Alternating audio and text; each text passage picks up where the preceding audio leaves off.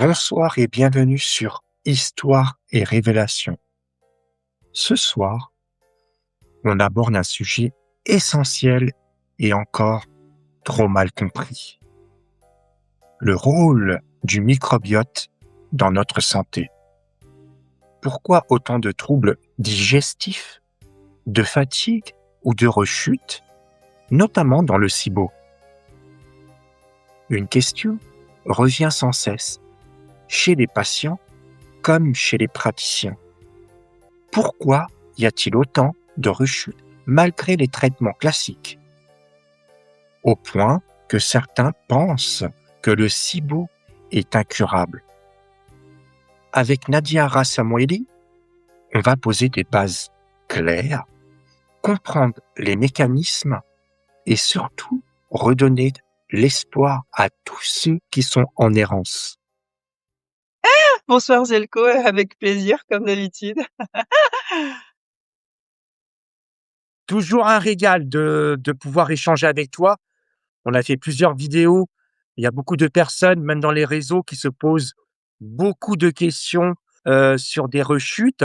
Et donc, justement, on a voulu tous les deux faire une interview pour essayer de poser les bases euh, sur, euh, sur ce sujet qui est fort intéressant. Oui, tout à fait. Oups, pardon. Oui, effectivement, c'est un sujet qui fait beaucoup parler, qui fait poser beaucoup de questions, qui est très méconnu, surtout, hein, et il y a une grosse, comment dire, frustration de la part des patients, justement quand ils consultent leur médecin ou même des spécialistes et de pas avoir de réponse à leurs questions, en fait.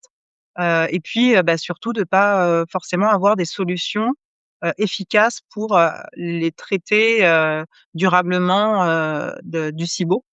Ça, c'est vraiment quelque chose de récurrent. Mmh.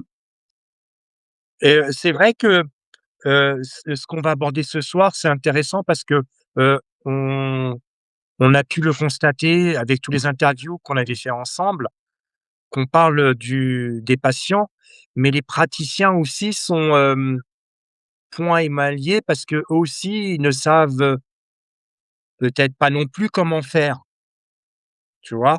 Et il est là le problème. Oui.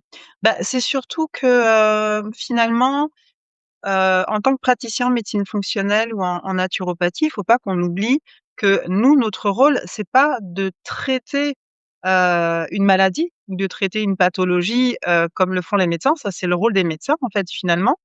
Nous, on est censé s'occuper d'un terrain et d'une personne dans sa globalité et de rééquilibrer, en fait, la personne. Si elle manifeste des symptômes, c'est qu'il y a des déséquilibres qui permettent la manifestation de ces symptômes. Et nous, notre rôle en tant que naturopathe ou que praticien en médecine fonctionnelle, alors la différence entre les 2, c'est juste qu'on n'utilise pas les mêmes outils, pour identifier, pas forcément, on va dire, pour identifier les déséquilibres, et les carences et puis, pas forcément les mêmes outils, pour, rééquilibrer, en fait. Ceci dit, il y a un concept de naturopathie fonctionnelle qui fait potentiellement le pont entre les 2. C'est quelque chose que j'ai déjà c'est un terme de naturopathie que j'ai déjà, entendu. Mais, nous, on s'occupe pas d'une maladie, on s'occupe pas d'un symptôme. On s'occupe vraiment d'identifier, de comprendre pourquoi un terrain, un corps, en fait, un organisme qui est censé fonctionner d'une certaine manière, à un moment donné, il va, dysfonctionner ou en tout cas des symptômes vont se manifester, qui nous font dire qu'en fait, finalement, le corps ne fonctionne pas de manière optimale comme il est censé fonctionner et c'est ça sur lequel on doit, enfin, nous en tant que praticiens, on est censé travailler en fait, c'est sur un terrain et pas sur un symptôme et le problème, c'est qu'effectivement, de nombreux praticiens et j'ai envie de dire, c'est aussi un petit peu la tentation du débutant. On a envie de soulager rapidement la personne et donc on va avoir, tendance à vouloir, trouver une solution symptomatique et c'est vrai qu'on a des outils symptomatiques nous aussi, hein. On a des outils, certes naturels, hein, en phytothérapie, en gémothérapie. Les plantes médicinales, elles ont été identifiées par rapport à leurs bienfaits et par rapport, voilà, à leurs effets, leur, leurs effets sur le bien-être et sur la santé, hein, mais on a tendance à vouloir aussi, se focaliser sur les symptômes et ça, c'est ce qu'on appelle nous dans notre jargon l'allopathie verte. C'est-à-dire qu'on va faire comme le médecin, travailler sur le symptôme, mais au lieu de donner un médicament, on va donner, un principe naturel. Sauf que là, on n'est plus du tout dans, la démarche holistique et globale de la pratique fonctionnelle ou de la pratique naturopathique, en fait. Et donc le problème, c'est ça, c'est que beaucoup de praticiens, alors je pense surtout les jeunes praticiens, les praticiens expérimentés, ils ont ce recul-là pour, vraiment faire la part des choses et se dire, une situation, c'est pas qu'un symptôme, c'est beaucoup plus complexe que ça et donc, bah, oui, il va falloir, creuser, investiguer, et donc la démarche est plus complexe que de se dire: «Je travaille sur un symptôme» et c'est ça qu'on rencontre maintenant, beaucoup dans le SIBO. En tout cas, moi que je vois, en consultation, c'est que j'ai beaucoup de personnes, je sais pas, peut-être la moitié des gens, voire plus, hein, les 3/4 des personnes qui me consultent pour un SIBO, en fait, ont déjà consulté d'autres praticiens avant moi et avec, bah, des protocoles que tout le monde applique, que tout le monde connaît, mais c'est des protocoles qui, visent uniquement la conséquence, hein, le symptôme du SIBO, en tout cas la conséquence du SIBO, c'est-à-dire cette prolifération.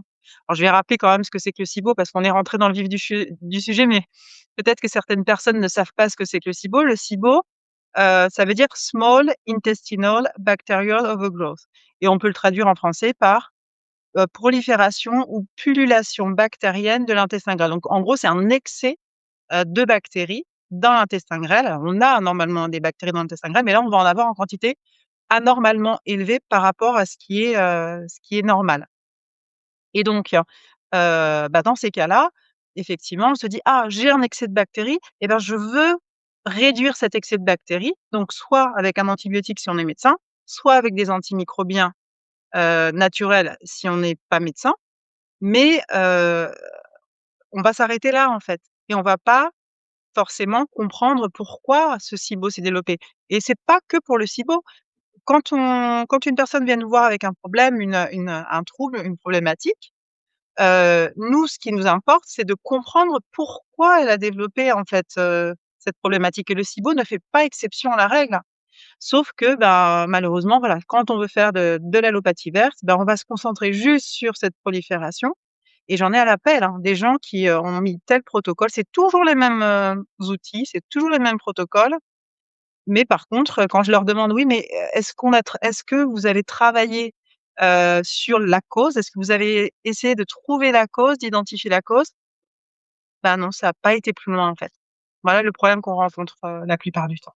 Mmh. Et justement par rapport à ce protocole, que en leur donnant des antibiotiques, pour les personnes qui ont trop de bactéries, qu'est-ce qui se passe dans leur corps? Est-ce que c'est quelque chose après qu'on peut voir dans les selles? Com Comment on peut Ouais, voir, comment ça s'identifie? Ouais, comment on sait qu'il y a un excès de bactéries? oui, En fait, déjà, on va se baser sur, ce qui prime toujours, c'est, les symptômes et en fait, le SIBO, parfois on entend que c'est, la maladie des hyperballonnés. Donc c'est, ou de la maladie des P. Donc c'est les gens qui, en fait, ont un excès de gaz au niveau intestinal et qui font que, ben, cet excès de gaz, ça leur fait un gros ventre comme un ballon, donc des ballonnements ou alors ils évacuent beaucoup, beaucoup de gaz, hein, si ces gaz sont plus au niveau du côlon. En fait, ça se produit cet excès de gaz parce que les bactéries, responsables du SIBO, alors il y a plusieurs types de SIBO, mais globalement, ces bactéries qui se retrouvent en excès dans l'intestin grêle, qui ne devraient pas se retrouver dans cet excès-là, produisent en fait des gaz de manière tout à fait normale, hein. Quand ils sont en quantité normale, ils produisent ces gaz, hein. Ces gaz, ça va être l'hydrogène, le méthane, le CO2, le sulfure d'hydrogène, l'H2S ou hydrogène sulfuré. Mais, on comprend bien que s'ils se retrouvent en excès dans les intestins, bah, les gaz qu'ils produisent vont se retrouver aussi en excès et c'est cet excès qui va faire qu'on va se retrouver avec des symptômes de ballonnement, d'excès de gaz, en fait. Ça va être le premier symptôme finalement qui va nous faire penser, nous, en tant que praticiens, potentiellement au SIBO. Parce que finalement des ballonnements, des troubles digestifs, c'est aspécifique en fait, hein, donc le médecin lui va dire, s'il connaît pas le SIBO, il va dire: «Bon, bah, vous avez le syndrome de l'intestin irritable». Voilà, parce que c'est, un peu le fourre-tout, quand il y a des troubles comme ça, un peu non spécifiques, hein, qu'on peut retrouver dans d'autres situations, hein. Bah, la parasitose aussi par exemple, ou la candidose. Mais nous, voilà, si la personne elle dit vraiment excessivement, de gaz, bah, c'est là qu'on va penser au SIBO. Donc déjà, on se base sur la clinique et puis après il peut y avoir d'autres symptômes effectivement, qui vont, faire penser à de la perméabilité intestinale, avec des manifestations cutanées, voilà. Il y a d'autres types de symptômes qui peuvent nous faire penser effectivement à une dysbiose, de type SIBO. Mais en tout cas, si la personne a beaucoup de gaz, là on va se dire: «Ah, il y a de fortes chances que ça soit un SIBO» et à ce moment-là, on va vérifier en tout cas, moi dans ma pratique fonctionnelle, je vérifie systématiquement quand je peux, hein, si j'ai des outils pour l'objectiver, je vérifie mes hypothèses. En naturopathie, on comment dire? On pratiquait pas forcément, comme ça, puis il y a d'autres outils en naturopathie, hein, je vais pas en parler, mais bon, il y a l'iridologie et cetera.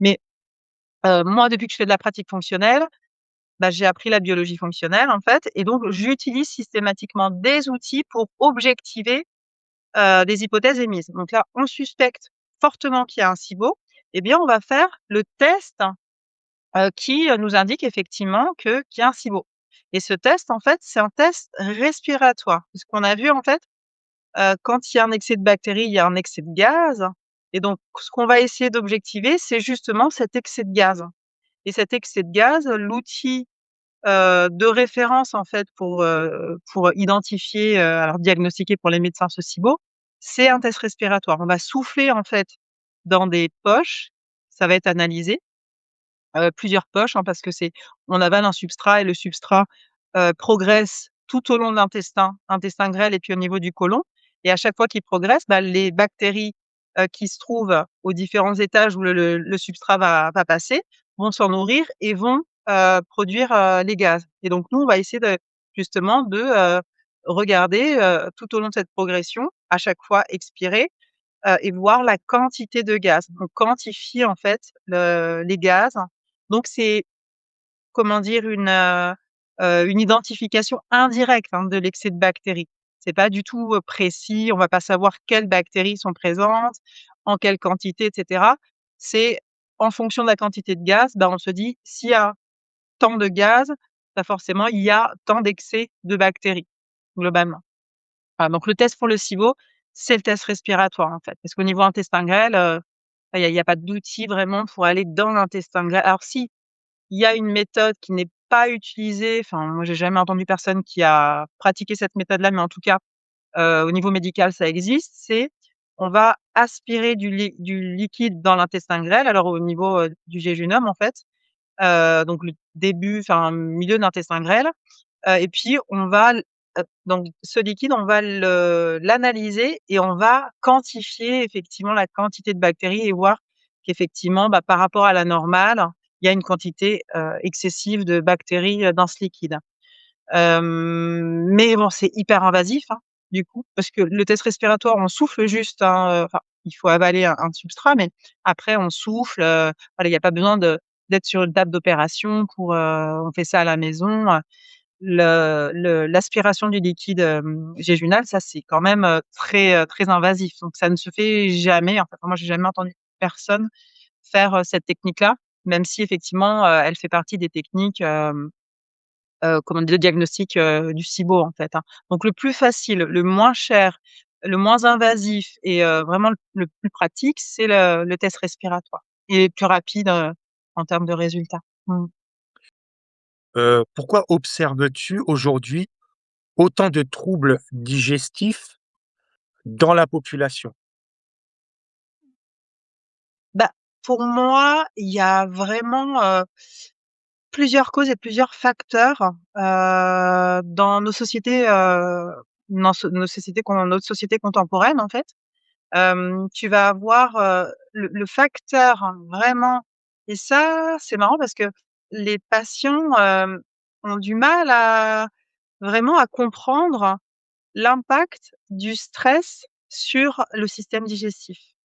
Alors que maintenant on sait, hein, on parle souvent de cet axe intestin-cerveau et en fait, bah, le stress, c'est un peu, on c'est un fourre-tout pour les médecins parce qu'ils n'expliquent pas que physiologiquement, il y a bien des processus qui se passent et que c'est bien concret en fait, hein, fonctionnellement et biologiquement, les impacts, du stress émotionnel qui se transforme en stress physiologique et qui va générer des déséquilibres,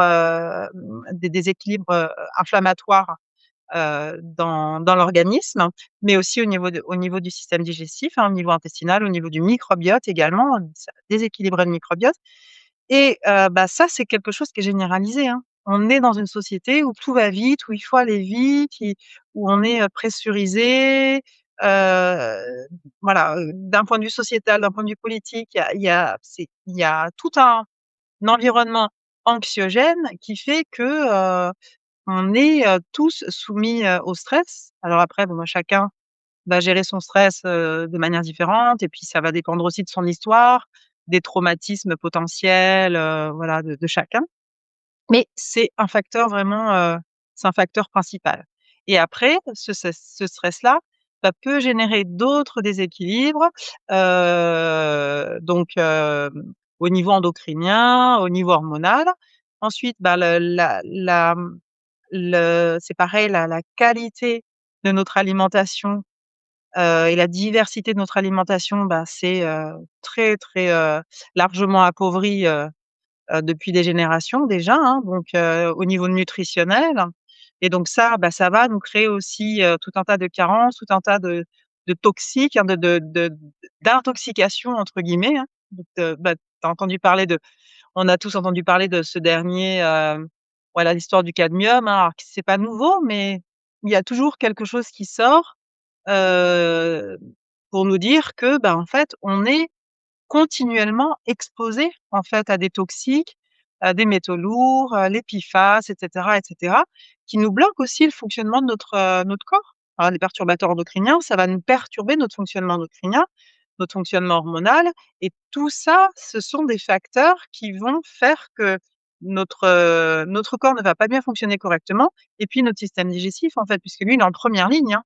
On mange tous, alors il y a quelques-uns qui ne mangent pas, mais mais normalement, voilà, on a un fonctionnement, le corps est fait pour, avoir, une énergie de l'alimentation et puis, ben, cette énergie est utilisée pour qu'on fonctionne au quotidien et donc, ben, on a aussi ce facteur de l'alimentation qui va être, délétère, en fait, pour notre microbiote, pour, notre fonctionnement global, notre fonctionnement digestif et donc on va se retrouver aussi avec des troubles digestifs. Donc en fait, il y a tout un tas de facteurs dans notre c'est un peu, voilà, notre société, hein, contemporaine, qui fait que, finalement, ben, notre système, n'est plus, nourri comme il est censé, alimenté comme il est censé l'être pour fonctionner de manière optimale et puis le pire, c'est que de génération en génération, bah, finalement ces déséquilibres et ces dysfonctions, on les transmet, notamment au travers de l'épigénétique, bah, on les transmet, d'une génération à l'autre. Donc j'ai envie de dire, sans être pessimiste, hein, mais plutôt objective, c'est en fait, d'une génération à l'autre, la situation s'empire et c'est pour ça qu'on voit exploser les allergies, enfin chez les enfants, hein, les allergies, l'autisme, et même des pathologies graves comme les cancers infantiles, en fait, hein. Mmh. Quels sont les signes qui doivent, alerter sur un déséquilibre du microbiote? Bah, la première chose, c'est comment je me sens au niveau du digestif parce que le microbiote, en vrai, hem, on a un ensemble de microbiotes. Notre corps, c'est une connexion de microbiotes. On a plusieurs microbiotes, on a des microbiotes, bah, partout, il y a des muqueuses, on a, plusieurs microbiotes. Microbiote cutané, le microbiote, buccal, le microbiote vaginal pour les femmes, le microbiote intestinal, au niveau pulmonaire et cetera. Mais, dans les publications et dans les études, eh bien, on a identifié qu'en fait, le microbiote intestinal, c'était le plus gros microbiote, en fait, en termes de quantité de bactéries et de diversité, de bactéries et surtout qu'il est comme les microbiotes sont tous interconnectés, bah, qu'il impactait justement les autres microbiotes et qu'il impactait globalement tous les systèmes du corps, toute la santé, du corps et donc quand on parle de microbiote, en vrai, on parle du microbiote intestinal. Alors on parle du microbiote intestinal et donc ce microbiote intestinal, qu'est-ce qui nous met sur la piste qu'il est déséquilibré, enfin qu'il est pas en état optimal? Et ben, du coup, c'est plutôt les troubles digestifs et particulièrement les troubles intestinaux. Et moi, comme je suis spécialisée sur les troubles digestifs et sur le microbiote, ce que j'explique aux personnes, c'est que si, au niveau de leur système digestif, au niveau intestinal et particulièrement au niveau du transit et de la qualité de leurs selles, ce n'est pas optimal, eh bien, déjà, là, on peut se dire que potentiellement, au niveau du microbiote, c'est pas un microbiote optimal. Si on a un microbiote optimal, bah, normalement, je dis toujours à mes patients, on n'aurait pas de souci au niveau digestif, on aurait, un transit impeccable, c'est-à-dire, aller à la selle régulièrement. Alors les personnes qui ont un méga côlon, un dolichocôlon, ils vont, aller à la selle peut-être un peu moins, fréquemment, mais normalement, on va à la selle quotidiennement et puis on regarde la qualité des selles, donc c'est-à-dire la consistance, la couleur des selles et puis la quantité. Il faut vraiment qu'il y ait voilà, toutes ces marqueurs, optimaux, du transit et de la qualité des selles pour dire que, bon, là, si tout va bien, bah, c'est que mon microbiote a priori, voilà, ça va bien, et après il peut y avoir d'autres manifestations qu'intestinales. C'est vrai que moi j'ai des personnes qui n'ont pas forcément, enfin de gros problèmes de santé, mais qui vont avoir un transit qui est justement pas optimal comme je viens de décrire là. Bah, là, faut quand même déjà se poser la question, de se dire: «Ah bon, bah, peut-être que mon microbiote est pas au top top, en fait», hein, par exemple. Mmh. Ouais, puis c'est vrai que, il y a le fait aussi que le corps envoie des signaux et qu'on ne sait plus, les décoder et c'est très important justement de comprendre ces signaux et de pouvoir les décoder. Bah, justement, est-ce que tu peux nous donner, quels sont ces signaux et comment décoder?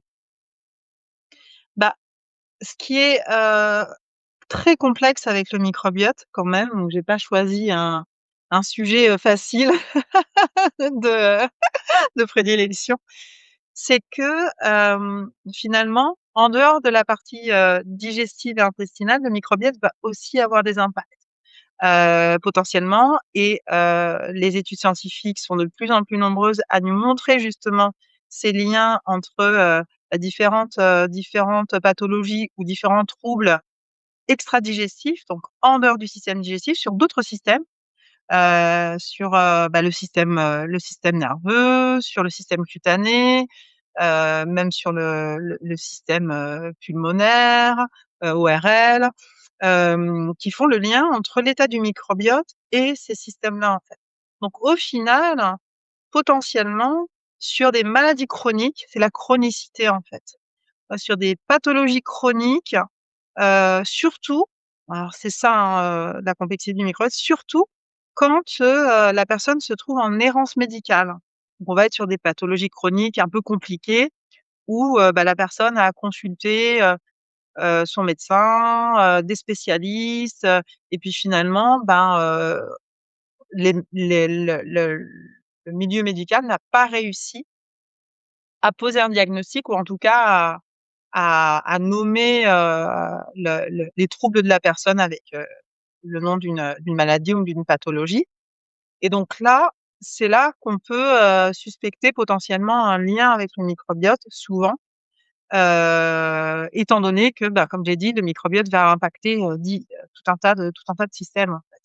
Donc oui, il faut être à l'écoute des signes. Par exemple, si on est sur la sphère, nerveuse, on sait que, il y a des liens, alors en particulier si en plus des troubles au niveau du système nerveux, j'ai aussi des troubles digestifs. Les études ont montré qu'il y avait bien un lien entre, des troubles, comme, la dépression, l'anxiété et une altération du microbiote, en fait, de la qualité du microbiote ou de la diversité du microbiote. Donc ça, c'est un exemple de, symptômes extra-digestifs, mais qui sont clairement en lien avec le microbiote. Ouais. Mmh. D'accord.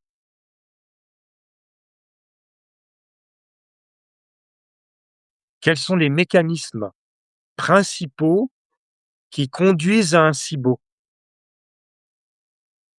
Le mécanisme principal, c'est qu'il y a donc le système digestif fonctionne d'une certaine manière et en fait, donc il y a plusieurs, étapes en fait, hein, dans le fonctionnement du système digestif puisque le système digestif, hein, la digestion, elle sert à justement, métaboliser, à utiliser l'alimentation, les aliments pour en faire, justement du carburant pour, notre organisme, pour que notre organisme puisse fonctionner. Ce carburant-là, ce sont les nutriments et ces nutriments, ils ont tout un tas de rôles dans notre corps, en fait, hein. Ça va être des cofacteurs, ça va être, directement de la matière première pour, fabriquer, nos hormones, nos muscles, nos neurotransmetteurs, voilà, pour le système nerveux. Donc le système digestif, il a ce rôle-là, vraiment de, traiter l'aliment, pour le décomposer, au fur et à mesure.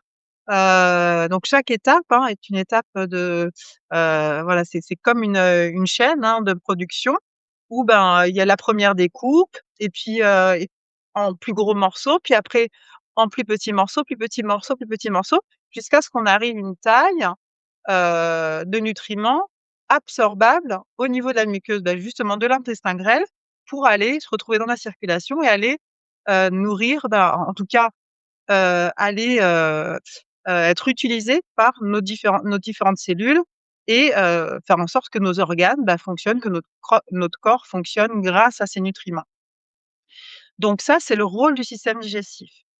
Le problème dans le SIBO, c'est que justement sur la chaîne de production, sur la chaîne de métabolisation, de découpe, dans le système digestif, il y a des postes, de découpe qui ne sont pas optimales, et bien, on va se retrouver en fait finalement au fur et à mesure avec des morceaux d'aliments qui ne seront pas, suffisamment découpés et donc qui ne seront pas absorbables au niveau de l'intestin grêle, trop gros. Et donc ces aliments, finalement, comme ils sont pas absorbés au niveau de l'intestin grêle parce qu'ils sont pas suffisamment, petits, découpés, ils vont être utilisés, ils vont rester en fait dans l'intestin grêle et comme on a des bactéries aussi qui se nourrissent, hein, nous ce qu'on veut, c'est nourrir aussi nos bactéries, au niveau du côlon, hein, puisque les bactéries, quand elles se nourrissent, elles se développent, elles vont produire aussi des métabolites qui sont nécessaires à notre santé aussi, hein, intestinale, mais aussi, globale en fait, hein, et puis même aussi au niveau du système nerveux. Donc il y a une partie de notre alimentation, donc les fibres normalement, qui vont développer et nourrir notre microbiote intestinal au niveau du côlon. Mais après, le reste des aliments, c'est pour nous, nourrir nos organes, donc une fois que c'est absorbé au niveau, de l'intestin grêle et puis voilà, il y a et d'autres, des oligo-éléments, des minéraux et cetera qui vont être aussi absorbés. Mais donc si ces aliments ne sont pas absorbés par l'intestin grêle parce qu'ils sont trop, pas assez découpés, en fait finalement, ça va rester dans l'intestin grêle, là où on a des bactéries, qui peuvent aussi se nourrir finalement de ces nutriments et qui vont, se développer anormalement. Parce que ces aliments-là, en fait, ces nutriments-là, Hem, sont pas censés se retrouver dans, dans l'intestin grêle, dans cet état-là. Ils sont censés avoir été absorbés, en fait, par la muqueuse et pas rester dans l'intestin grêle. Donc là, on va avoir cette problématique il y a des étapes, dans la digestion, dans ce qu'on appelle la digestion haute, c'est-à-dire avant d'arriver au duodénum, donc dans l'intestin grêle, qui ne se sont pas faites correctement et alors, bah, il faudrait identifier quelles étapes. Il y a plusieurs étapes, en fait, hein. La première étape, c'est la mastication, et qui font que, ben, au final, on va se retrouver, avec, ces aliments non digérés. Ou alors, on a aussi, dans le fonctionnement du système digestif, on a ce fameux complexe moteur migrant où, c'est, le mouvement en fait, hein, intestinal, qui, f fait progresser en fait le bol alimentaire et puis qui nous permet aussi, entre 2 repas, bah, d'éliminer, voilà, des déchets et cetera, des bactéries potentiellement, et donc, ben, si ce mouvement intestinal est bloqué pour X ou X raison, bah, du coup, on a une stagnation en fait, ou au niveau de la motricité intestinale, on a une stagnation. Et aussi, on a des organes de la digestion haute, donc notamment l'estomac et puis le foie et la vésicule biliaire, qui, produisent en fait des sucs qui sont aussi antimicrobiens, en plus d'être, digestifs. En tout cas, en plus d'avoir un rôle dans la décomposition des aliments. Et si on a une insuffisance à ce niveau-là, ben, on aura une insuffisance d'aseptisation, en fait, du bol alimentaire et donc potentiellement, de bactéries qui, bah, vont, transiter jusqu'à l'intestin grêle parce qu'ils n'auront pas été suffisamment, hem, neutralisés par ces éléments de la digestion haute. Voilà. Donc il y a tout un tas de c'est pour ça que c'est complexe, en fait, le SIBO. C'est pour ça que Ouais. c'est difficile à traiter parce qu'en fait, il y a plein de facteurs et j'ai pas parlé du nerf vague en plus. Donc là, c'est le lien vraiment direct du stress, du système nerveux, pardon, sur le système digestif. Il y a tellement de facteurs, c'est tellement complexe et qu'il faut en fait comprendre toute cette machinerie, comprendre tout ce fonctionnement. Donc là, j'ai parlé que du système digestif, mais ce qui peut impacter le système digestif aussi, c'est, l'axe hypothalamo-hypophyso-surrénalien, par exemple, ou les hormones, le système endocrinien, en fait, et hormonal peut aussi impacter le système digestif. Donc en fait, finalement, il faut prendre du recul, vraiment regarder, comme je disais au début, hein, en termes de pratique fonctionnelle, pratique naturopathique, regarder la personne dans sa globalité, identifier les endroits où c'est déséquilibré qui pourraient impacter le système digestif et si le système digestif est impacté, bah, alors là, effectivement, potentiellement, ça peut, bah, développer un SIBO, hein. Et quelles sont les erreurs les plus fréquentes, dans la compréhension du SIBO? Bah, c'est ça, c'est réduire en fait, c'est avoir une vision réductrice du SIBO à: «C'est un excès de bactéries». Le SIBO, c'est une conséquence et donc justement, la grosse problématique, c'est, récurrente, c'est, bah, de ne pas aller voir, plus loin, heu sur, toutes les causes possibles. En tout cas, chaque personne va avoir comme je disais, hein, tous ces facteurs-là, tout le monde n'a pas, et une hypochlorhydrie et une insuffisance hépatobiliaire et une insuffisance chacun va avoir ses dysfonctionnements et ses déséquilibres propres et individuels, hein. Donc les causes chez l'un, vont pas être, les mêmes causes, chez l'autre, en fait, hein. Et donc c'est ça, c'est de se dire: «Bah non, en fait, le SIBO, on ne peut pas le réduire à une pullulation bactérienne et juste regarder juste cette pullulation et juste traiter cette pullulation». Parce que si on fait ça, ben, on se doute bien que si je ne traite pas la cause, bah, finalement, même si à un moment donné je mets des antimicrobiens et que ça se réduit puisque, bah, ça agit quand même, hein, ça réduit, hein, les antibiotiques, les antimicrobiens, ça réduit la charge bactérienne. Mais si je ne règle pas la cause, pourquoi j'ai eu comment ça se fait que ces bactéries ont réussi à proliférer? Bah, une fois que j'ai arrêté les antimicrobiens, bah, la charge va revenir, en fait, la charge bactérienne va revenir, en fait. Mmh.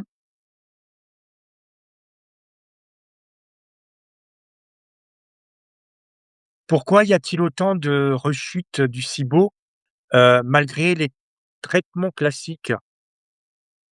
Bah, justement parce qu'on va pas, suffisamment, identifier, en fait, investiguer sur les causes individuelles de la personne. On peut pas alors j'ai envie de dire c'est pareil pour toute pathologie, mais particulièrement pour le SIBO parce que là on voit vraiment que Les gens s'y intéressent, les médecins le monde médical s'y intéresse, les patients s'y intéressent, les praticiens s'y intéressent, mais on s'y intéresse pas de la bonne manière. Mais pourquoi? Comme je disais, c'est parce que c'est complexe et qui dit, investigation, moi je dis toujours, nous on est des praticiens en médecine fonctionnelle, on est des Sherlock Holmes en fait. Parce que, il faut qu'on comprenne, qu'on cherche des indices, qu'on aille, repérer un petit peu, les ou on est des mécaniciens. C'est au choix des Sherlock Holmes ou des mécaniciens. Ou des plombiers. On doit repérer les fuites, d'où ça vient, repérer les dysfonctionnements, où est-ce qu'ils se situent et à chaque fois, voilà, prendre du recul, et ça demande du temps, en fait.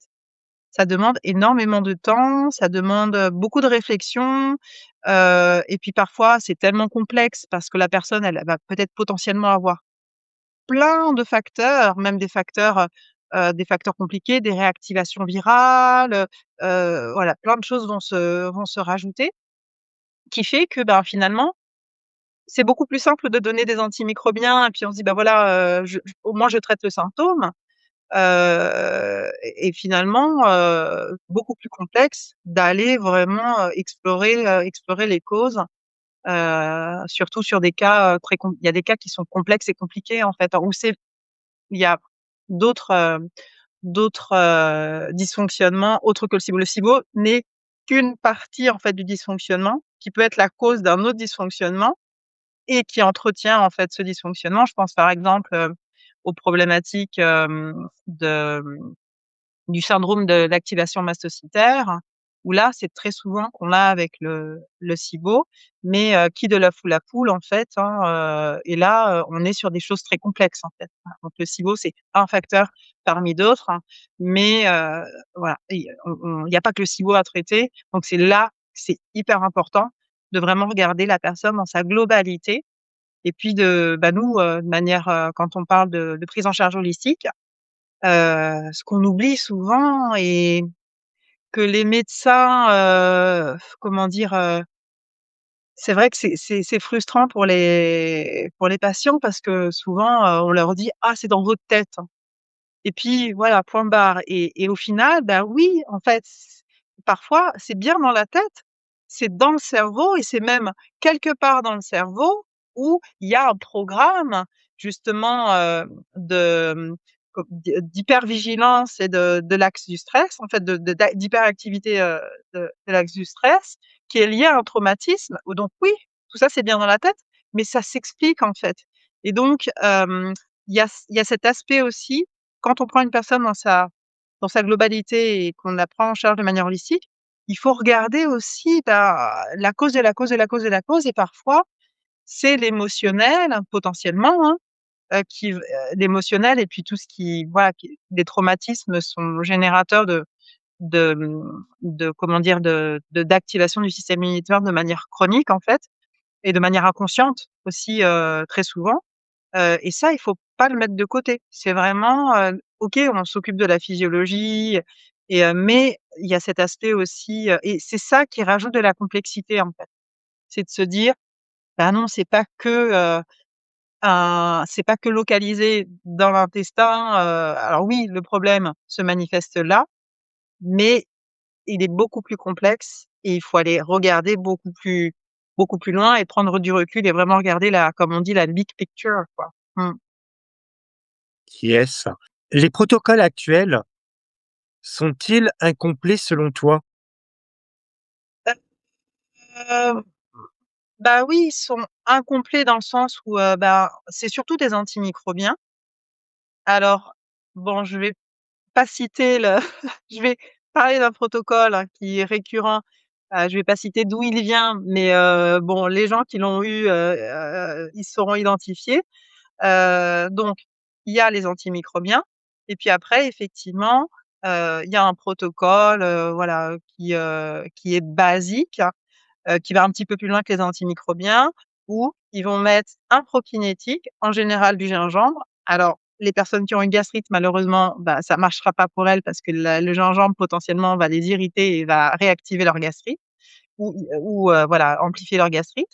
Mais en tout cas, ils vont mettre un prokinétique parce que le prokinétique, bah, va justement faire en sorte de relancer, en fait, hein, le mouvement intestinal et puis, bah, le SIBO ayant, entraîné des dommages, sur, les villosités de l'intestin grêle, hein, ayant abîmé, en fait, les villosités de l'intestin grêle et puis le du coup hem, ça entraîne des carences nutritionnelles, hein, parce que ces villosités servent justement à absorber les nutriments, mais si elles sont abîmées, eh bien, on va mal absorber les nutriments, on va se retrouver en carence, potentiellement et donc ils vont rajouter de la glutamine pour, réparer la conséquence du SIBO au niveau de la muqueuse, de l'intestin grêle. Ça, c'est un protocole classique, et moi, j'utilise des prokinétiques aussi. J'utilise aussi de la glutamine, entre autres, mais pas que, hein, j'aime bien les complexes réparateurs de l'hyperperméabilité donc réparateurs de la barrière intestinale, hein, de l'intestin grêle. Donc ça, c'est vraiment, on va dire, un protocole qu'on retrouve très souvent, hein, qui est donné par, voilà, un institut, et que la plupart des praticiens sont OK avec ça, hein, et moi la première, hein. Prokinétique OK, sélectionné en fonction de, ben, de la personne quand même, et puis, réparateur de la barrière intestinale. Mais là, on est sur la conséquence du SIBO et voilà, et cette prolifération. On ne avec ce protocole-là, très standard et très classique et très utilisé, ça ne suffit pas pour, traiter durablement un SIBO puisque là, on est encore sur du symptôme et des conséquences, mais on n'est pas sur les causes. Enfin, donc le problème, c'est, bah, la prise en charge de ces causes, en fait, l'identification de ces causes et les dysfonctions et rééquilibrer ces dysfonctions, en fait, réparer ces dysfonctions. Mmh.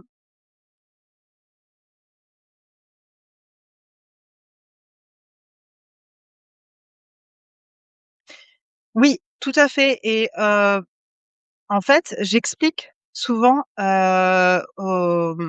à mes consultants, bah, que, notamment, s'il y a des comptes rendus de biopsie, d'endoscopie, de fibroscopie, bah, je leur explique que pour nous, en tant que praticiens, en fonctionnel, on cherche des déséquilibres, on cherche des dysfonctionnements, donc tout ce qui n'est pas normal et puis, bah, souvent, très, on va dire 9 fois sur 10, les personnes me disent: «Ah, j'ai fait une fibroscopie et le médecin m'a dit qu'il y avait rien». Et donc je leur demande: «Ah bah, vous avez lu le compte rendu?» Donc lisez bien le compte rendu de la biopsie notamment, mais même le compte rendu du médecin et dites-moi un petit peu, ce qui est indiqué et en fait, bah, ils me disent: «Ah bah, il y a marqué, gastrite ou gastrite chronique ou gastrite, réactive, hein, réactionnelle». Hem, mais c'est tout, voilà. Mais comme quoi, c'est pas grand-chose, enfin c'est rien. Il y a rien à signaler. Sauf que pour nous, pour nous, d'un point de vue médical, tout ce qui se finit en "-ite", donc c'est un organe et le suffixe "-ite", bah, ça veut dire inflammation. Donc gastrite, c'est une inflammation gastro de l'estomac. Donc s'il y a une inflammation sur un organe, ben, c'est logique de se dire que cet organe, il peut pas fonctionner correctement s'il est en inflammation. Donc nous, c'est ce qui nous intéresse, les dysfonctions en tant que praticien fonctionnel. Mais le médecin, lui, il cherche une maladie. Une gastrite, c'est pas une maladie. Une tendinite, c'est pas une maladie. C'est une inflammation, mais voilà, il y a pas de «maladie grave» entre guillemets. Quand ils font une fibroscopie, en gros, ils cherchent, un ulcère, un cancer, quoi et là, voilà. Heu, mais mais une gastrite pour eux, c'est pas puis c'est surtout qu'ils ont pas de médicaments, hein, pour, traiter l'inflammation, de l'estomac. Il y a pas de médicaments. Ils donnent des IPP, mais c'est des antiacides, donc c'est s'il y a de l'hyperchloridrie effectivement, bah, ça va irriter la muqueuse et ça va effectivement, créer de l'inflammation, mais toutes les gastrites ne font pas de l'hyperchloridrie. Donc en fait, les IPP, c'est pas des anti-inflammatoires de l'estomac. Ils ont des anti-inflammatoires pour les intestins, ça ils ont, intestin et côlon, ils ont des anti-inflammatoires, mais pour l'estomac, ils ont pas d'anti-inflammatoires. Donc du coup, bah, comme ils ont pas d'outils, bah, ils vont dire: «Bah, c'est pas grave». Mais nous, ça veut tout dire. Nous, ça veut dire que, bah, non, il y a IT quelque chose il y a de l'inflammation, ça veut dire que l'organe en question n'est pas optimal et nous, c'est ce qu'on cherche, optimiser le fonctionnement du corps et donc des organes, en fait. Voilà, donc c'est ça, potentiellement voilà, qui fait la différence entre, comment nous, on arrive quand même à identifier qu'il y a des dysfonctionnements, là où, le patient, on lui a dit qu'il y avait rien, circuler, il y a rien à voir, alors que si, il y a tout à voir là, justement, au contraire. Mmh. Et justement, à l'inverse, le microbiote, empêche-t-il parfois une guérison durable? Alors au niveau du côlon, oui, tout à fait, parce qu'en fait, le microbiote, il a, donc au travers, c'est le microbiote, en fait, c'est toutes ces bactéries, hein, c'est l'ensemble, des bactéries qui composent le microbiote et puis il y a pas que des bactéries, il y a des virus, il y a des champignons, il y a des parasites, mais en tout cas, d'un point de vue bactérien, on sait que, on a un s on a, enfin les bactéries, heu, dans un système équilibré et optimal en termes de fonctionnement, on a les bactéries ont un rôle, bénéfique, ont un rôle, heu, au niveau de la digestion, au niveau, on a vu des neurotransmetteurs, hein, il y a 90 de la sérotonine qui est produite au niveau intestinal, hein, donc par des bactéries, des probiotiques. Donc au niveau du système nerveux et un rôle aussi, d'un point de vue, par exemple, immunitaire. On sait que 70 de notre immunité se trouve au niveau de notre intestin et les bactéries modulent un petit peu, hein, au travers notamment de la production de métabolites, hein, par exemple les acides gras à chaîne courte et donc vont, moduler un petit peu, le système immunitaire, vont agir au niveau de la muqueuse et puis, heu, dans leur fonction de protection, au niveau immunitaire, dans le système immunitaire, elles vont aussi, comment dire? Être les garants d'un équilibre, justement de l'eaubiose, en fait et donc c'est-à-dire que, si elles sont en quantité suffisante, c'est comme une armée. Moi, je parle toujours, je dis: c'est on a une armée protectrice de bonnes bactéries dans notre intestin. Il faut les nourrir. Si on les nourrit pas, elles meurent, hein, on les affame, elles meurent et donc si on ne nourrit pas notre armée, qui va nous protéger, en fait? Et donc quand on les a en quantité suffisante, elles produisent aussi justement ce qu'on appelle des bactériocines, c'est des microbiens, produits par les bactéries elles-mêmes pour, justement, contrôler des populations de potentiellement pathogènes, ce qu'on appelle des pathobiontes ou même, des bactéries commensales ou des micro-organismes commensaux, comme le Candida albicans, c'est-à-dire commensaux qui sont là, qui ont leur place dans l'équilibre, de l'écosystème, microbien, intestinal, hein, mais qui, s'il y a un déséquilibre et qui se retrouvent en quantité, excessive, peuvent devenir pathogènes, en fait, peuvent, générer des troubles et donc elles ont ce rôle-là. Le microbiote, il a un rôle justement, de régulateur et de protection contre des proliférations. Mais si notre microbiote est déséquilibré, justement parce qu'on va manquer de ces bonnes bactéries, là, ça laisse la place justement à, des proliférations, qu'elles soient fongiques, bactériennes ou même, parasitaires, quoi. Mmh.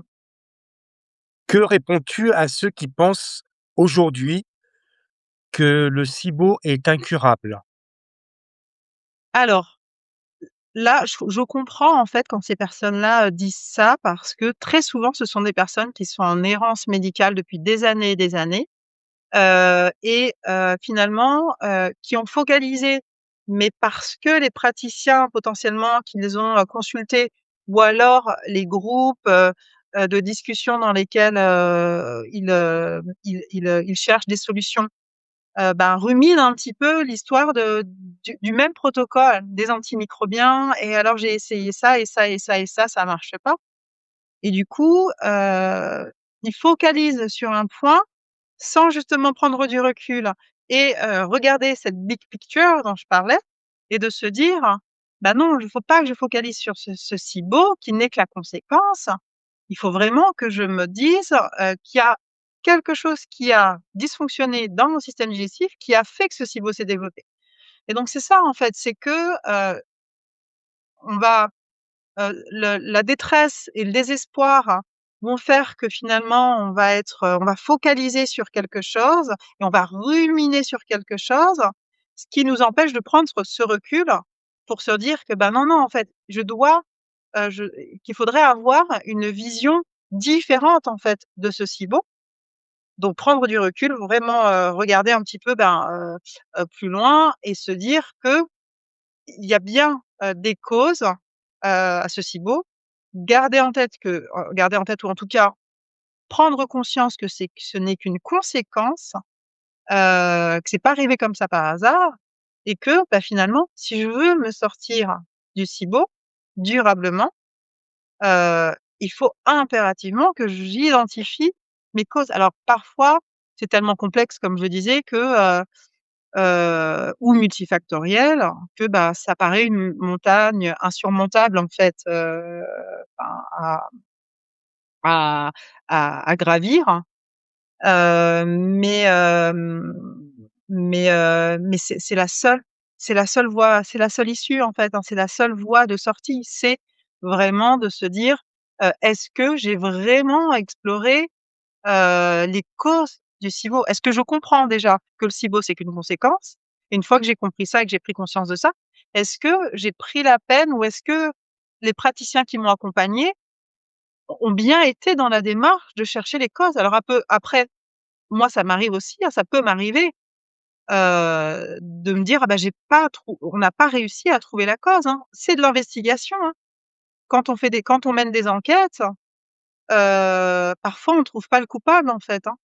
Donc mais bon, voilà, là, on a quand même, voilà, si on a une bonne notion de comment fonctionne le corps et des impacts des différents, systèmes, tout ce qui pourrait impacter, en fait, le système digestif, normalement, voilà, il y a de quoi quand même, investiguer et la plupart du temps, on trouve quand même, la plus les facteurs principaux, on va dire, quoi. Peut-être pas tous les facteurs, mais en tout cas les facteurs principaux et si on a trouvé 80 des facteurs qui ont conduit au SIBO chez cette personne-là, bah, au moins on peut travailler sur ces 80 là. Donc c'est-à-dire optimiser au moins 80 de ce qui a causé le SIBO, en fait. Mais oui, c'est ça, c'est est-ce que les gens se sont posés ces questions-là, en fait? Quelles sont mes causes? Pourquoi est-ce que j'ai eu ce SIBO? C'est ça. Mmh.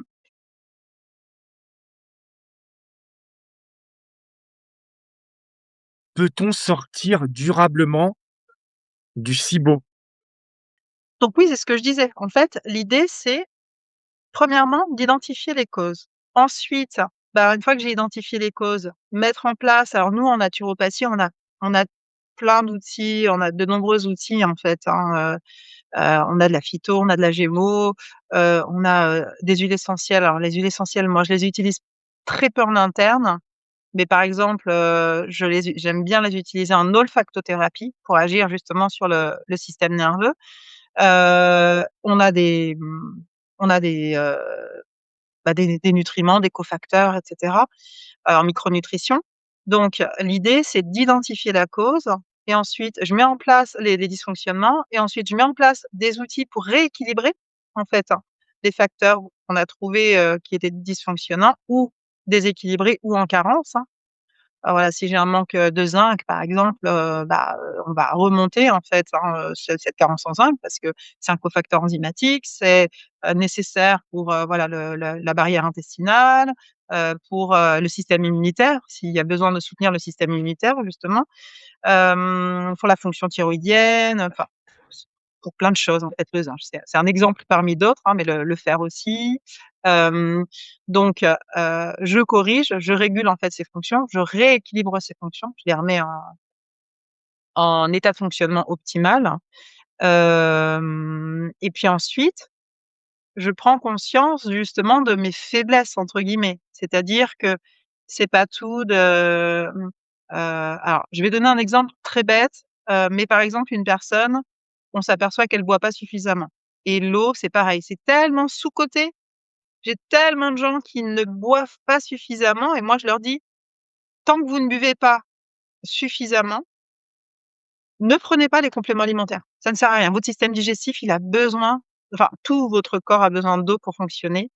L'hydratation, c'est tellement sous-coté, mais voilà donc, bah, une personne on a identifié qu'elle était, déshydratée, qu'elle ne buvait pas suffisamment, heu et bien, on va améliorer son hydratation, elle va se sentir mieux, mais en fait, il faudra qu'elle garde en tête que, ben, cette hydratation, c'était pas ponctuellement.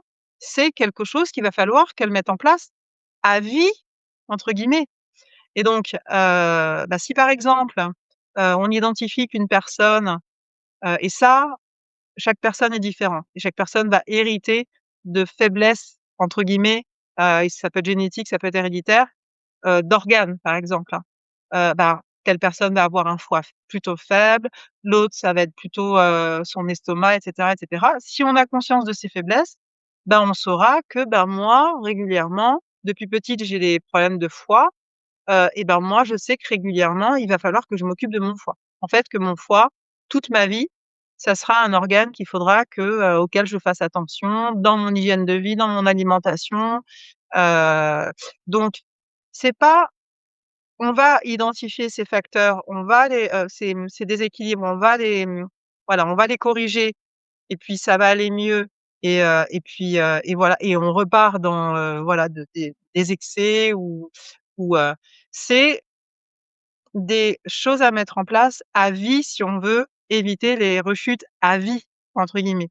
Parce que, bah, finalement, quand on connaît ses faiblesses, bah, on sait que cette faiblesse-là, potentiellement, c'est la cause de mon SIBO ou une des causes de mon SIBO et ben, une fois que je n'ai plus de SIBO et ça, moi, j'ai beaucoup de gens, hein, qui n'ont plus de SIBO, hein, donc voilà, le SIBO incurable, moi, ça, j'accepte pas ce terme-là parce que j'ai plein de gens qui n'ont plus de SIBO, et mais c'est quelque chose à laquelle il faudra faire attention à vie.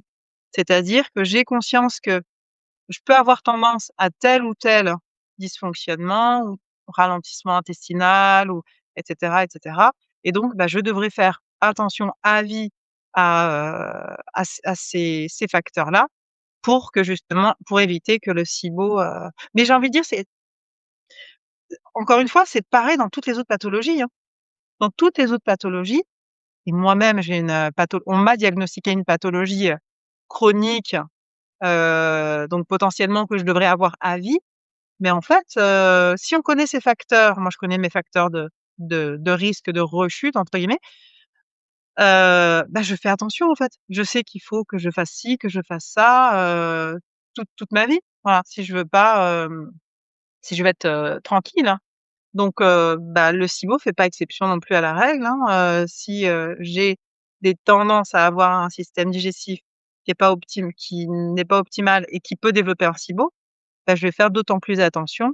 Là où une autre personne, elle aura une autre problématique à faire attention en fait, c'est de la prise de poids. Alors c'est peut-être pas aussi gênant qu'en termes de symptômes que le SIBO, mais il y a des personnes, ben, métaboliquement, voilà, c'est compliqué, donc et la génétique aussi, malgré tout.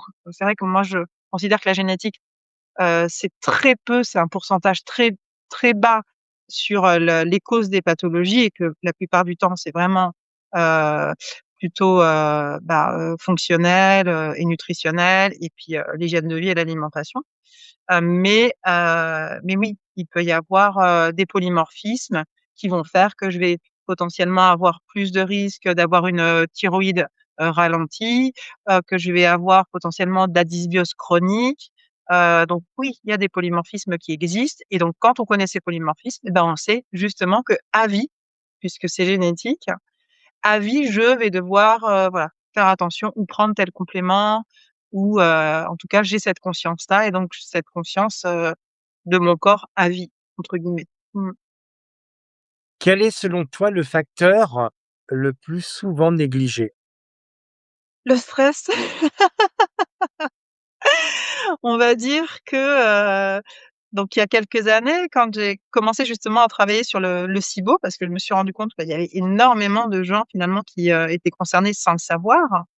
Donc ça fait, ouais, ça fait, qua 4-5 ans déjà. Et ben, finalement, les cas, récalcitrants, les cas qui m'ont donné, il y en avait pas beaucoup, hein, mais les quelques cas qui m'ont donné du fil à retordre et où même moi, du coup, j'étais un peu désespérée. On est en pâte quand même quand on fait ce genre de métier bah, voilà, c'est compliqué aussi de pas réussir à trouver des solutions pour la personne. Mais en fait, c'était des personnes et qui m'en ont voulu aussi à moi de pas avoir, de pas avoir, pu les aider. Mais en fait, c'est un problème du système nerveux. C'est un problème de stress, de dérégulation du système nerveux. Alors j'apprends aussi, hein, quand on débute, avec l'expérience, on prend conscience de certaines choses et puis on s'outille, on s'équipe aussi. Donc maintenant, je suis équipée et maintenant donc je peux accompagner aussi ces personnes, pour lesquelles ça va être vraiment le système nerveux et le stress chronique par justement cette dérégulation du système nerveux et notamment, au travers du nerf vague pour, la partie système digestif. Donc il va falloir accompagner en fait c'est cet aspect-là. C'est vrai que c'est, sous-estimé. Voilà, c'est vraiment sous-estimé et chez les personnes qui me disent: «J'ai tout essayé», alors quand les personnes me disent: «J'ai tout essayé», souvent, enfin la plupart du temps, elles n'ont pas justement, exploré toute la partie fonctionnelle qu'on a vue, hein. C'est-à-dire, identifier potentiellement les causes, de déséquilibre de leur système digestif, enfin de dysfonctionnement ou de fonctionnement non optimal, sous-optimal de leur système digestif, qui causent leur SIBO. Donc souvent, la plupart du temps, 9 fois sur 10, ça n'a pas été exploré. Donc quand on me dit: «J'ai tout essayé», non, ça n'a pas été essayé. C'est essayé quand ils viennent me voir en consultation. Mais, mais après, une fois que ça a effectivement été fait, on a exploré toutes les potentiellement, comme on pouvait, tous les facteurs possibles, hein, et parfois ça peut être très complexe, hein. Comme je dis, sur des co-infections, voilà, un SIBO avec des infections froides du Lyme, du Covid long et cetera, de la réactivation virale. Là, ça devient un peu plus complexe et donc effectivement pour agir concrètement, même si on a identifié que c'était le cas, mais pour agir concrètement, sur ce type de dysfonctionnement, c'est un peu plus touchy quand même que, je soutiens la fonction hépato-biliaire par exemple. Mais le système nerveux, ouais, c'est vraiment quelque chose de sous-estimé dans l'impact du système digestif et souvent, moi les personnes où, on a vraiment, fonctionnellement essayé de tout, optimiser au maximum, mais si ce système-là est dysrégulé, je sais pas si ça se dit, en tout cas, ça ne peut pas, on aura beau, voilà, travailler sur le CMM, et cetera, ça ne fonctionnera pas puisque, le système digestif va être directement impacté, en fait, par ce système, nerveux dysrégulé.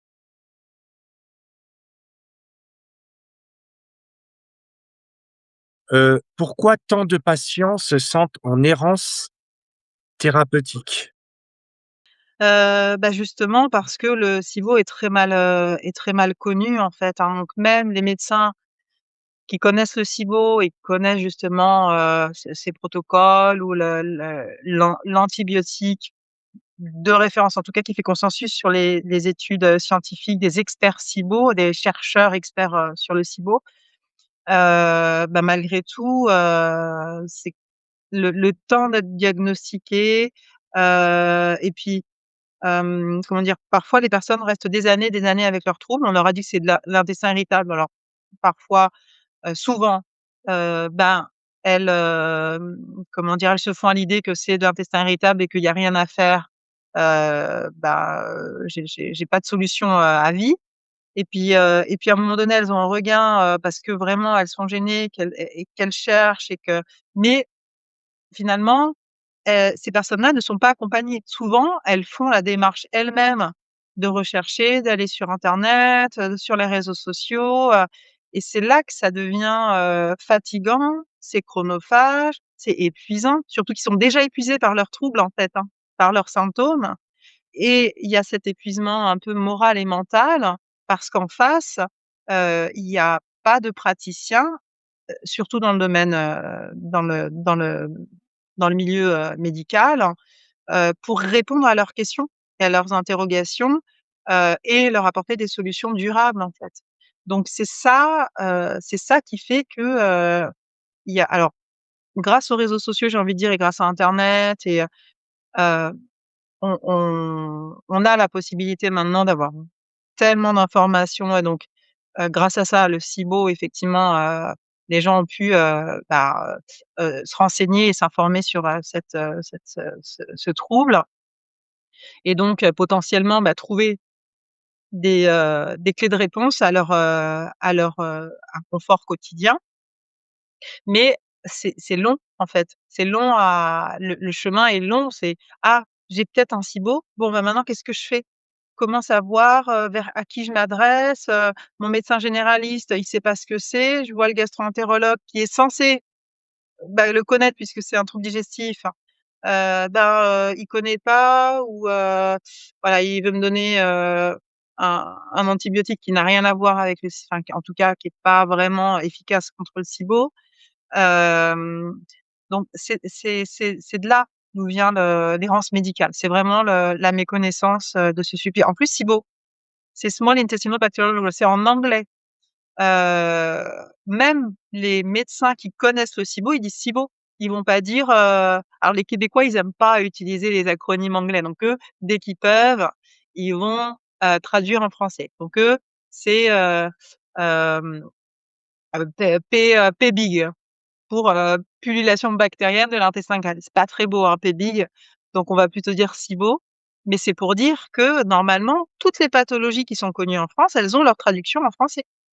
Le SIBO, il y a pas de traduction en français. C'est pour dire que vraiment, alors c'est peut-être plus pratique effectivement de dire SIBO, mais c'est pour dire que c'est pas connu en fait, hein. C'est très, très peu connu, et que c'est plus par les naturopathes justement qui se sont, comme la candidose, hein. La candidose, c'est encore moins pris en considération, et reconnu, que le SIBO, hein, par les médecins et pourtant nous, en tant que naturopathes, on en parle depuis, toujours en fait, hein, depuis 50 ans, depuis 60 ans, tous les naturopathes connaissent la candidose et donc en fait, nous on se retrouve à, aider des personnes sur, des troubles, qui sont pas connus des médecins et donc pour lesquels les gens sont en errance médicale et souvent c'est comme ça que les gens alors peut-être plus maintenant parce que les gens font de la prévention maintenant, surtout sur, l'histoire de la longévité et cetera. Médecine anti-âge, vieillir en bonne santé, donc les gens font un peu plus de prévention maintenant en naturopathie ou en médecine fonctionnelle. Mais mais sinon, voilà, la plupart du temps, les gens viennent nous voir aussi, souvent parce qu'ils ont pas eu de réponse du milieu médical. Ils sont en errance médicale et ou si souvent c'est des médecins qui nous moi j'ai des médecins qui m'envoient en fait, hein, des patients parce que, ou en tout cas qui ont été envoyés des patients ont été envoyés vers les naturopathes parce que le médecin, leur a clairement dit: «Je peux pas vous aider, j'ai pas de solution pour vous». Voilà. Mmh. OK, quels sont les premiers pas pour reprendre le contrôle? Les premiers pas, c'est toujours de se poser, les questions et les bonnes questions. Voilà, c'est vraiment, de reposer à plat, de faire confiance à son corps, en fait, hein. C'est une machine ultra complexe, mais c'est une machine formidable, en fait, hein, le corps humain et puis comme je disais, il y a pas que le corps humain, il y a la psyché aussi, il y a toute la partie émotionnelle et même pour aller plus loin, il y a la partie spirituelle et énergétique. Mais c'est vraiment de se dire que, le corps est bien fait quand même et il est fait pour fonctionner d'une certaine manière et que s'il y a un déséquilibre, si beau ou pas si beau, hein, je parle de n'importe quel déséquilibre, n'importe quel dysfonctionnement, hem, il y a bien une cause quelque part. Alors parfois, comme je disais, c'est très complexe, mais l'idée c'est, en tout cas, nous, ce qu'on fait de base en pratique fonctionnelle et nutritionnelle, c'est de se dire: Je on peut potentiellement regarder des centaines, enfin des dizaines de marqueurs, de biomarqueurs, marqueurs biologiques, et on essaie d'identifier, là justement, quels sont les marqueurs qui sortent des clous. Nous, on a, des valeurs qu'on considère comme des valeurs optimales de santé, alors qui sont définies par des études, hein, par exemple, qui ne correspondent pas aux valeurs de référence des labos, qui sont plutôt des valeurs d'observation. Mais c'est pas parce que la notion de bonne santé on voit bien qu'elle est relative, hein. Un médecin, heu, il va voir son patient qui est constipé chronique. Pour lui, tant qu'il a pas de maladie nommable, diagnostiquée, il est en bonne santé, alors qu'il est en constipation chronique. Pour nous, c'est pas de la bonne santé ça. Donc dans les valeurs de référence, c'est des valeurs d'observation, mais c'est des valeurs d'observation pour des personnes «saines» entre guillemets, mais en fait des personnes pour lesquelles on n'a pas mis de diagnostic.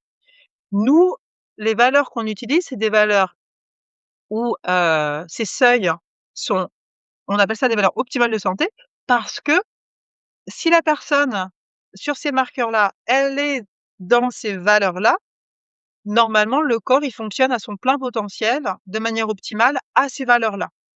Il peut pas être en dysfonctionnement, voilà. Donc ce qu'on fait, c'est que déjà de base, on regarde tous ces biomarqueurs et donc au niveau digestif, on a aussi pareil des dizaines de biomarqueurs. On peut voir de l'inflammation, on peut voir, voilà, qu'il y a une digestion qui est pas optimale, une absorption qui est pas optimale. Il y a de la malabsorption, bah, tout de suite on pense à, perméabilité intestinale, en tout cas, comment dire? Bah, mauvaise absorption au niveau de la muqueuse, de l'intestin grêle, par exemple et donc bah, ce qu'on va faire en premier lieu, c'est qu'on va corriger tous les facteurs qu'on va voir en déséquilibre. J'ai une carence en zinc, j'ai une carence en vitamine D. Vitamine D, vraiment, ça c'est du classique, hein, sur les troubles chroniques, les troubles intestinaux chroniques, hein, carence en vitamine D. Donc je vais corriger, je vais déjà optimiser ou optimaliser, je sais pas, tous ces facteurs-là, tous ces biomarqueurs. Puis après, je vois déjà comment, la machine est remise en route. C'est des bons carburants, hein, comme je disais, hein, tous ces marqueurs, tous ces nutriments, notamment. Et après il y a des marqueurs métaboliques, des marqueurs inflammatoires et cetera. Donc qui nous indiquent: «Ah, il y a de l'inflammation. Ah, il y a, voilà, une insulinorésistance». Donc on va corriger tout ça. Déjà, on essaie de remettre tout ça dans l'ordre et puis sur la partie SIBO, bah, nous, ce qui nous intéresse, c'est le fonctionnement du système digestif. Donc en fait, je vais me poser la question de: est-ce qu'il y a une bonne mastication? Comment est, l'estomac? Comment il fonctionne l'estomac? Est-ce qu'il y a pas une gastrite? Est-ce qu'il y a pas d'Hélicobacter pylori qui entretient, justement, une gastrite? Est-ce que j'ai une bonne fonction hépatobiliaire? Est-ce que j'ai une bonne fonction pancréatique? Est-ce que, voilà, j'ai une bonne motilité intestinale? Heu est-ce que ma thyroïde, fonctionne de manière optimale? Parce qu'elle va impacter mon système digestif, mon métabolisme digestif. Est-ce que mes surrénales sont en fonctionnement optimal? Et cetera, et cetera. On va aller regarder tous les facteurs potentiellement qui peuvent impacter, le fonctionnement du système digestif et donc ça, bah, c'est de la méthodologie, hein. C'est vraiment, voilà et donc alors, c'est vrai que ça a un certain coût, donc on peut prioriser aussi. L'anamnèse, donc l'enquête qu'on mène, justement en posant des questions à la personne, hein, et on va lui poser des questions même sur son passé, son enfance, sa naissance, l'état de sa mère pendant la grossesse, pendant il était, un fœtus, enfin, on peut remonter loin en fait, hein. Donc les antécédents familiaux et cetera et donc, en fonction de ce questionnaire, on va poser des hypothèses. Ah, bah, potentiellement, il y a eu une dysbiose déjà dès la naissance, parce que naissance par césarienne, pas d'allaitement, la maman qui a pris des antibiotiques pendant la grossesse et donc on note tout ça, les hypothèses et puis après, bah, sur les l'investigation, on va prioriser. C'est-à-dire que, bah, ça, il y a de fortes chances que ça soit surtout ça. Donc on va d'abord, investiguer ça. Puis peut-être qu'il y a ça et cetera en fonction de ce qu'on va considérer comme, un facteur, plus prépondérant qu'un autre, sur, le la responsabilité, en tout cas l'impact sur le système digestif et donc le SIBO, quoi. Mmh. C'est une démarche, c'est pas trivial, hein. C'est une démarche quand même de réflexion, de logique, voilà, ouais, d'investigation en fait et c'est ça, les médecins n'ont pas le temps de fai ils ne fonctionnent pas comme ça, hein. Nous, c'est notre pratique en tant que praticien, en médecine fonctionnelle ou naturopathe. C'est notre manière c'est pour ça que nous, bon, on prend 1 heure et demie, parfois certains 2 heures pour, justement, faire cette enquête de terrain, que les médecins n'ont pas le temps de faire en fait. En tout cas, voilà, des médecins classiques, conventionnés, mmh. Est-ce qu'on est à un tournant, de la compréhension de ces troubles? Ben, oui, parce que c'est quand même de plus en plus connu, en fait, hein. Donc plus c'est connu, plus les patients en parlent, plus les médecins vont se poser des questions et au final, on est quand même, heu, par rapport à, je sais pas, il y a 10 ans, voilà, les 1res personnes à avoir parlé du SIBO en France, bah, c'était il y a une dizaine d'années. Bah, alors là, il y avait vraiment aucune connaissance, c'était un petit peu le flou. Puis maintenant, les médecins s'y intéressent, il y a, des études, il y a toujours des études en cours pour trouver des solutions justement pour, donner des explications, donc il y a eu beaucoup de développement de ces outils-là de détection en fait, hein, pour comprendre, voilà, qu'est-ce qui se passe, au niveau de l'intestin grêle, ou au niveau du système des intestins pour que le SIBO se développe. Et puis, il y a, comment dire? L'expérience des praticiens au niveau clinique, bah, qui font que, voilà, au fur et à mesure, on est formé, on forme, voilà, on se forme, on forme d'autres praticiens et cetera. Donc oui, là, on est sur une période où il y a de nombreux praticiens qui sont quand même formés sur le SIBO. Il y a de nombreux praticiens et il y a aussi de nombreux médecins de plus en plus qui sont formés en médecine fonctionnelle, donc ils sont amenés à avoir ce raisonnement, en fait, cette logique d'investigation, du terrain, du fonctionnement, et des causes, en fait, de dysfonctionnement, plus précisément. Donc oui, pour moi, là, c'est sûr que, le fait que ça soit de plus en plus connu, vas-y, ça fait de plus en plus de monde, on va dire, qui se retrouve: «Ah, j'ai un SIBO, mais maintenant qu'est-ce que je fais?» Là où avant, ils savaient même pas qu'ils avaient un SIBO, en fait, hein. On leur a dit: «Vous avez l'intestin irritable», «Ah bah, j'ai l'intestin irritable». Bon, bah, voilà. Maintenant qu'ils savent qu'ils ont le SIBO, bah, là, voilà, c'est un peu la quête du Graal, c'est il me faut une solution pour, et donc bah, tout le monde ça crée de l'émulation et finalement, les on a cette prise de conscience que je disais qu'il faut avoir individuellement, mais en fait, qui est plutôt collective là. Prise de conscience collective que, ben, en fait, non, au final, le SIBO, il y a trop de rechutes, il y a 50 70 de rechutes après un traitement antibiotique. Il faut se poser les bonnes questions. Comment faire pour qu'on ait plus ces rechutes? Donc oui, pour moi, on est à un tournant parce que justement le SIBO est de plus en plus connu, parce qu'il y a de plus en plus de praticiens, donc qui connaissent les protocoles et cetera et là maintenant, bah, il faut aller plus loin. Il faut aller, vraiment travailler sur, la cause, les C'est ça causes. et heureusement qu'il y a toi qui est en aide, bah, pour les personnes qui sont en difficulté et qui ont ces troubles et ces problématiques et puis aussi une autre personne que je pense aussi très fort, c'est Ouda, Alcaraz, elle Oui. aussi, qui est vraiment dans cet état d'esprit et donc à vous 2, je voulais vous remercier pour votre travail parce que c'est vrai que, c'est quand même, tout à votre honneur, bah, justement d'essayer de venir en aide et malheureusement, bah, quand tu regardes, il y a pas mal de praticiens qui ne veulent pas sortir de ce cadre. Peut-être, tout simplement, C'est une question de je pense que c'est une question de formation, mais de il y a de formation? nombreux ouais, il y a de nombreux praticiens qui sont vraiment, très compétents, qui, enfin moi j'en connais une dizaine, hein, qui Oui, bah, sont oui, très, très compétents de manière globale en médecine fonctionnelle et aussi, qui sont spécialisés sur le microbiote, le digestif, et qui forment aussi, d'autres praticiens. Donc pour moi, non, c'est ça la note d'espoir, c'est que, voilà, effectivement, c'est un peu long, c'est jamais, assez rapide et on veut une solution tout de suite maintenant, ouais, mais on est sur la bonne voie, en fait. Voilà, on est ouais, vraiment, de plus en plus nombreux, en fait et je connais vraiment de très bons praticiens aussi, en médecine fonctionnelle et ça, c'est la base, en fait. On peut c'est ça. pas je dis que je suis spécialisée sur les troubles digestifs parce que juste, j'accompagne beaucoup de personnes sur les troubles digestifs et sur le microbiote, parce que microbiote intestinal, donc forcément, je dois m'occuper des intestins, entre autres. Mais, on peut pas être un praticien efficace si on n'est pas un bon praticien, globalement, Global, ouais, sur tous les systèmes, en fait.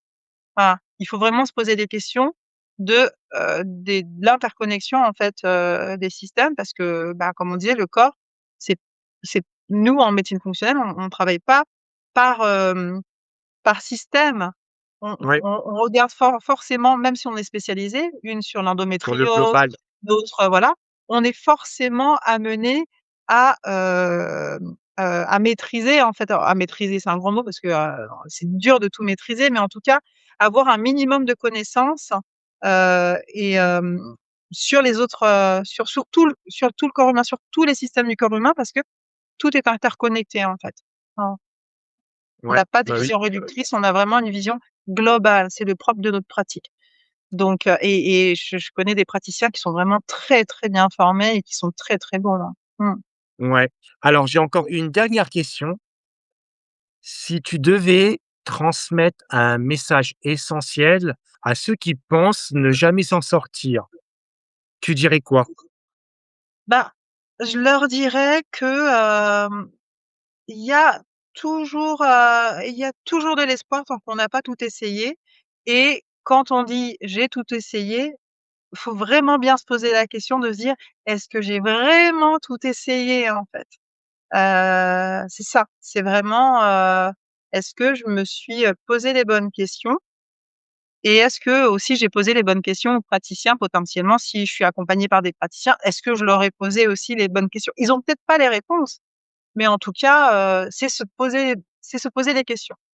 Ne jamais cesser de se poser des questions. Si on n'a pas, réussi à solutionner, alors moi je suis ingénieure, initialement de formation donc le métier d'ingénieur, c'est il y a un problème, il faut qu'on trouve la solution. Donc on est formé pour se poser les bonnes questions, pour pouvoir apporter les bonnes solutions.